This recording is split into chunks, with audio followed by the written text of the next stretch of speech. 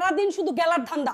ওঠ গিয়ে আমার জন্য একটা হেলিকপ্টার নিয়ে আয়। ঠিক আছে আম্মু যান, আমি এখনই তোমার জন্য হেলিকপ্টার আনতাছি।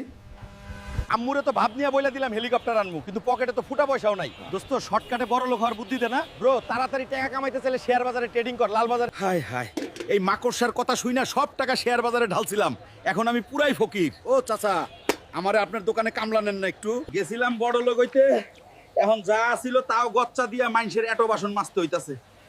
হায় রে কপাল। চলো মামা, চাও বেচি লগে পড়াশোনাও চালাই। ও মা, চা বেচতে বেচতে আমি দেখি দেশের প্রধানমন্ত্রী হয়ে গেছি। কেমনে কি ভাই? এখন পুরা দেশে মাগনা চা বিলাম। ওই বস, আমারে জলদি একটা সোনার হেলিকপ্টার দেও তো। এই নাও টাকার বস্তা। এখন আম্মু তো খুশিতে গদগদ হইব। ওই দেখো, হাল্ক মামা চলেও আইছে।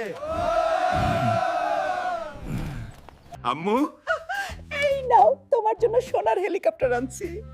ওলে আমার সোনা মানিক, তুই আমার সোনারে।